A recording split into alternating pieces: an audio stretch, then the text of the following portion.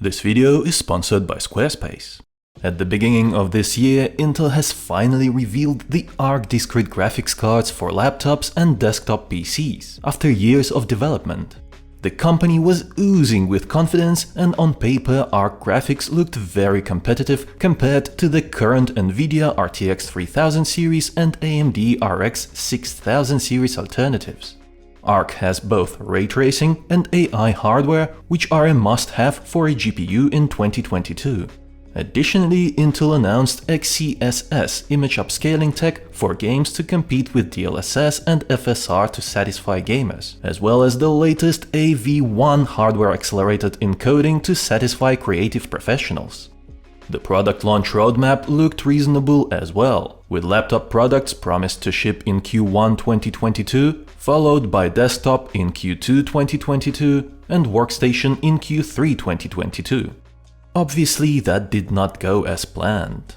We have now entered the third quarter of 2022, and Intel Arc graphics is nowhere to be found in America, Europe, as well as most other parts of the world, with the exception of a few select countries in Asia.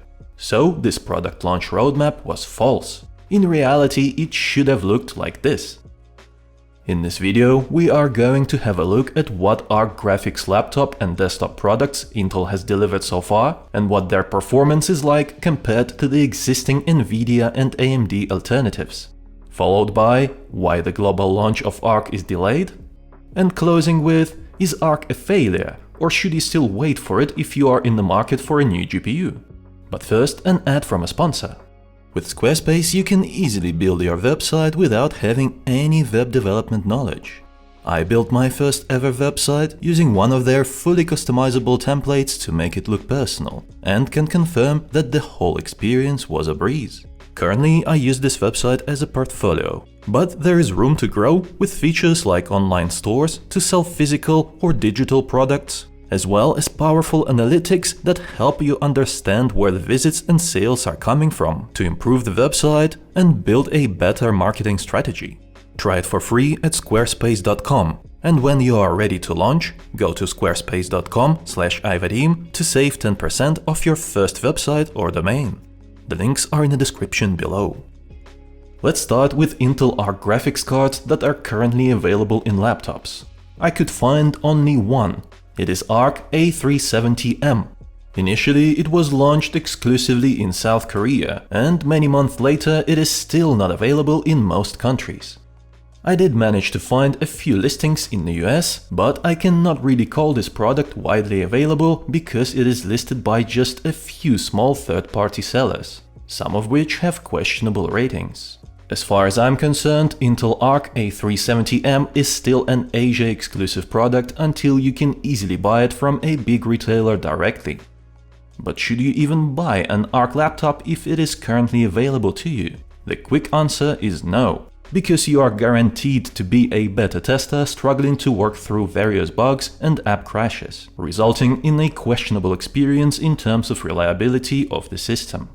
Recently, Linus Tech Tips tested an Arc A370M based HP Spectre laptop and confirmed that such problems exist. But what about gaming? Surely Intel is offering a better performance per dollar in this category. Well, let's take a look at the similar HP Spectre laptops, one equipped with Intel Arc A370M and the other with NVIDIA RTX 3050.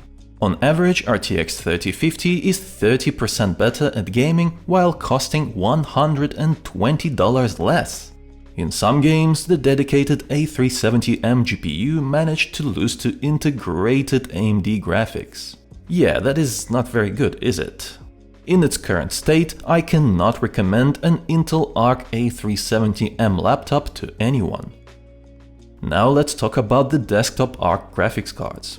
So far, Intel released just one model, and it is sold exclusively in China for around $150. It is an entry-level Arc A380. Currently, there is no evidence to suggest that it will become available globally anytime soon. Fortunately, there are independent Arc A380 reviews from China, so we can have a look at its gaming performance versus AMD RX 6400 and NVIDIA GTX 1650 graphics cards. According to the 6-game average results, A380 is 16% slower than GTX 1650 and 18% slower than RX 6400. GTX 1650 is the 100% standard in this comparison. In League of Legends, A380 is 22% slower, it is 24% slower in GTA 5, 21% slower in PUBG, 8% slower in Shadow of the Tomb Raider, 14% slower in Forza Horizon 5, and 7% slower in Red Dead Redemption 2. It is a loss across the board. At this level of performance, only a much lower price may warrant recommending Intel Arc A380 for gaming. This brings us to the next point. Why is global Intel Arc launch delayed? I doubt that Intel will ever admit it, but the evidence is clear.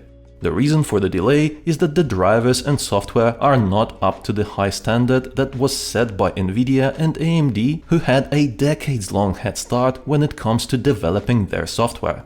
Intel's XeSS upsampling is still not available in any games, and general system stability is questionable. So Intel still has a lot of work to do before Arc can be launched globally. Now the last point. Should you bother waiting to buy Intel Arc? In my opinion, no, you should not wait. If you need a laptop or a desktop GPU, then just buy an AMD or Nvidia based product. The prices have normalized and availability is decent. But most importantly, Nvidia and AMD systems are reliable, something that I cannot say about Intel Arc just yet. Looks like it will take Intel a long time to get the software and drivers up to the standard. I am hopeful that eventually it will happen, and that Intel will not abandon this project. We need more competition in the GPU market. It is good for driving innovation and keeping the product prices fair. The first generation of Intel Arc has failed to generate a positive wave on the global stage, but the next generation, codenamed Battlemage, that is rumored to launch next year, looks like a prime candidate to turn it all around. It has the potential to be a success, as long as Intel can iron out most of the software bugs and deliver the products globally on time. If you enjoyed this video, then give it a like. It was I, Vadim. Until next time.